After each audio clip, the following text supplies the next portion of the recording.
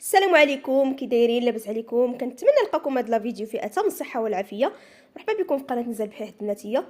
اول حاجه كنشكركم بزاف على التعليق ديالكم الزوينه والمحفزه اللي كتفرحوني بها، واللي اول مره كيشوف القناه ديالي يشترك ويفعل زر الجرس فضلا وليس امرا باش يوصلكم كل جديد في القناه.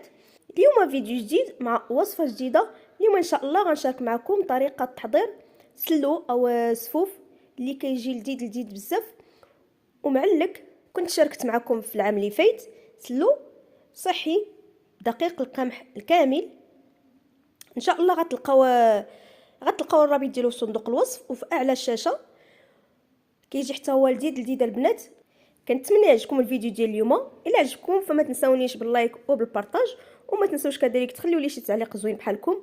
ودابا بلا ما نطول عليكم بقاو معايا باش تعرفوا على المقادير وطريقه التحضير وفرجه ممتعه. بسم الله على بركه الله. كنحتاجو في هاد السلو الكيلو ديال اللوز اللي نقيته مزيان، وهنا خديت واحد المنديل فزكته بالماء وضعت فيه اللوز وكنمسحو مزيان البنات من الغبره. ضروري تمسحوه مزيان من الغبره. انتما كما كتشوفوا كيكون عامر بالغبره. صافي كنمسحو مزيان كما قلت لكم، ومن بعد كنديروه في اللاطه وكنسرحوه فيها بحال هاد الشكل هكا. وهنا كناخذ الزيت وكندهنو مزيان بالزيت، ومن بعد غندخلو الفران باش نحمروه. هنا البنات ردوا بالكم ما تخليوش حتى يتحرق، خصوصا فاش درنا ليه الزيت دغيا كيتحمر. غتنقصوه على الفران ديالكم وتخليوه يتحمر غير واحد شويه، ومره حركوه باش يطيب كاع من الجوايه. صافي انا كنستمر هكا باش ندهنو كامل، ومن بعد غنسرحو في اللاطه وغندخلو الفران كما قلت لكم. وعندي كذلك كيلو ديال الزنجلان اللي خديتو غسلته ونشفته ونقيته. ممكن البنات تنقيوه وتغسلوه وتحمروه ديريكت في الفران الا ما بغيتوش ديروا نفس الطريقه اللي درت. هنا خديت اللاطه ووضعت فيه الزنجلان. صافي كنسرحو بحال هاد الطريقه هادي وندخلو للفران.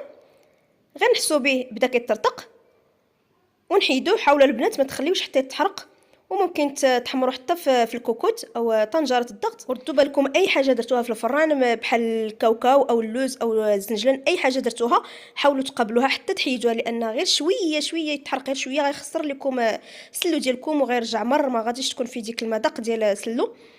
وهذه نصيحه كنتمنى تستفدوا منها، لان شحال واحد كيصوب سليلو كيتعذب فيه وكيضيع فيه بزاف ديال القوام، وفي الاخير كيخسروا في الطياب. هانتوما البنات كما كتشوفوا من بعد ما حمرت اللوز ديالي، وباش تعرفوا واش تحمر كتاخذوا اللوزه وتقسموها على جوج كما كتشوفوا بحال هذا الشكل هكا. كتلقاو حمراء من الداخل. هانتوما ما تخليوش حتى تحرق، يعني كل لون ديالها قهوي ولا كحل. هانتوما كنقطعوها كنلقاوها حمراء بحال هذا الشكل، يعني راه طابت ما كتبقاش خضراء من الداخل. هانتوما غير بقاو حركوا شويه بشويه ونقصوا على الفران. ودابا غنقسم اللوز ديالي على جوج. هنا خديت زلافه وعبرت بها، درت جوج زلايف يعني نص كيلو. غنطحنو حتى يولي بحال العجينه، ونص كيلو الاخر غنطحنوه في الهاشوار يولي مهرمش. هانتوما بقاو معايا باش تشوفوا. هانتوما كما كتشوفوا خصو يكون بحال هذا الشكل هكا، وضروري البنات طحنوه وهو باقي سخون باش يطلق الزيوت ديالو، لحقاش الا خليتو حتى برد ما غاديش يعطيكم هاد النتيجه هادي. ومن الاحسن البنات ديروا هاد الطريقه باش ما تكثروش الزيوت في السلو. ودابا غندوز باش نهرمش هاد الكميه اللي بقات عندي ديال اللوز. هنا البنات غنستعمل الهاشوار، الا ما توفرتش عندكم ممكن تستعملوا طحانه ديال المطيشه حتى هي كتعطيه نفس النتيجه. هانتوما كما كتشوفوا كيولي مهرمش بحال هذا الشكل هكا.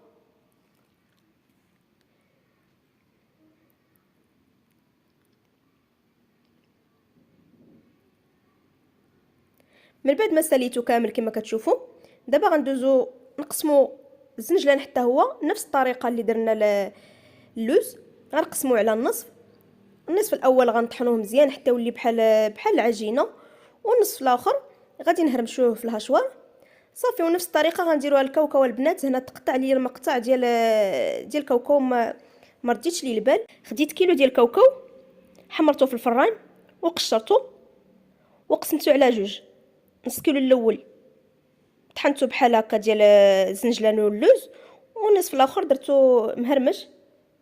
نستمروا هكا حتى نكملهم وغندوزو باش نتعرفوا. على باقي المكونات ها نتوما كما كتشوفوا من بعد ما وجدت كلشي. هنا البنات سلو راه كيبغي شويه ديال الصبر وشويه ديال الخاطر. هنا كما كتشوفوا هذا الزنجلان من بعد ما هرمشتوه هنا البنات حاولوا ما تهرمشوش مزيان، خليوه كاكصاين. وهذه العجينه ديالو هانتوما. وهذا كاوكاو كما قلت لكم تقطع ليا المقطع ديالو، ما شاركتوش معكم في الاول.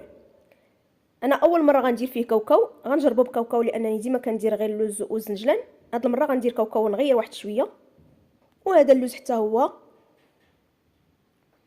وهذه العجينه ديالو هانتوما كتولي بحال هاد الشكل هكا. وبالنسبه للدقيق هنا خديت 3 كيلو ونص البنات. ضروري تاخذوا 3 كيلو ونص الا بغيتو تحمروا في الفران ديال الزنقه كما درت، لانه هو غير كيتحمر وكيتنقص من العبار. يعني ديك نص كيلو زيدوها من بعد عاد عبروه باش تعطيكم 3 كيلو نيشان ما نقصه منها والو. صافي كما كتشوفوا حمرناه. ممكن تحمروا في الدار. وهنا البنات راه كنت ديجا درت لكم كما قلت لكم في القناه ديال الدقيق القمح الكامل، هذا الدقيق الابيض. وعندي كذلك السكر، وكتبقى الكميه ديال السكر على حسب الذوق. هنا البنات استعملت هذا النوع ديال السكر لانه محلوش مزيان. وعندي كذلك النافع وحبه حلاوه. هنا البنات خديت 3 دراهم ديال النافع و3 دراهم ديال حبه حلاوه وطحنتهم عاد عبرت 3 المعالق. وهنا عندي كذلك القرفه البلديه خديتها وطحنتها، حاولوا ما تشريوش القرفه مطحونه. وهنا عندي كذلك الملحه على حسب الذوق. وعندي المسكه مدقوقه، مسكه حره هنايا خديتها ودقيتها مع شويه ديال السكر. وهنا عندي واحد شويه ديال الكوزه. هنا البنات عندي الكوزه مع كاوكاو اول مره غنديرهم في سلو، انا ما كنديرهمش اول مره غنديرهم في سلو. وعندي كذلك واحد الكاس ديال زيت الزيتون. هنا البنات الكميه ديال الزيت حتى الاخير عاد غنقول لكم شحال زادت لي ديال الزيت. دابا غير وجدت داك الكاس نخلطوه وفي الاخير غنقول لكم شحال. وعندي كذلك واحد الكاس ديال العسل. هنا البنات ضروري ديروا العسل يكون جاري شويه، ما ديروش العسل يكون ثقيل لانه غيكور لكم السلو ديالكم وغادي يخسروا لكم. من بعد ما تعرفنا على المكونات كاملين دابا غنحيدوهم على جنب. وغنجيبوا واحد البانيو يكون كبير. هنا البنات هاد البانيو خصصته خاص للسلو، غسلته مزيان كما كتشوفوا. ودابا غنوضع فيه الدقيق ديالنا اللي غربلت من قبل. ضروري البنات تغربلوه مزيان مزيان لانه كيكونوا فيه دوك الحبيبات اللي ما طايبينش واللي محروقين، ضروري يغربلوه مزيان. وهنا البنات نسيت ما شرحت لكم واحد النقطه. انا بالنسبه للسلو كندير قد الدقيق قد القوام. يعني عندي 3 كيلو ديال الدقيق غندير 3 كيلو ديال القوام. ممكن ديروا قل من الدقيق، المهم ما تفوتوش الدقيق يكون اكثر من القوام من الاحسن باش يعطيكم المذاق ديال السلو باين مزيان. ما ديروش الدقيق اكثر من القوام، هذه قاعده عامه. وهنا كما كتشوفوا كنضيفوا 3 المعالق ديال النافع وحبه حلاوه اللي طحنتهم مزيان وغربلتهم. وعندي كذلك 3 المعالق ديال القرفه حتى هي طحنتها وغربلتها مزيان. وهنا البنات الا لاحظتوا درت 3 المعالق من الحاجه، يعني عندي 3 كيلو. وانتم الا بغيتو ديروا نص الكميه كتعبروا. مثلا درتو كيلو كديروا معلقه، ولا درتو 2 كيلو كديروا 2 معالق. كنتمنى نكون شرحت لكم مزيان، وكنتمنى نكون خفيفه ظريفه على قلبكم. وسمحوا لي الا كثرت عليكم الهضره. هنا كما كتشوفوا ضفت المسكه مدقوقه وضفت الملحه حتى هي كتبقى على حسب الذوق باش نصححوا الذوق ديالنا. وهنا الكميه ديال السكر كتبقى اختياريه وعلى حسب الذوق. هنا غندير الكاس الاول وانتم على حسب الذوق ديالكم، لانني باقي غنضيف العسل. غندير كاس. وهذا النوع كما قلت لكم راه ما حلوش، كنغربلوه مزيان. وهنا غنضيف شويه ديال الكوزه اللي غنحكها. انا كما كتشوفوا غندير غير شويه ما غنكثرهاش. وفي الاخير غنضيف السوائل. هنا ضفت اللوز وكاوكاو والزنجلان، وغنضيف عليهم كاس ديال العسل وكاس ديال زيت الزيتون.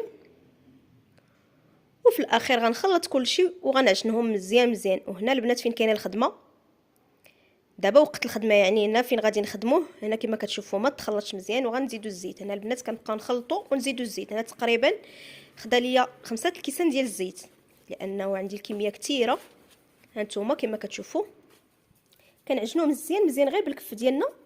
ممكن تستعملوه في هذه الاثناء العجانه حتى كنحصلوا عليه يكون بحال هذا الشكل. هانتوما كنجمعوه ودغيا كيتشكل لينا هانتوما راه باقي غيجلس واحد شويه غيطلق الزيت. هانتوما كما كتشوفوا كيجي بحال هذا الشكل هكا.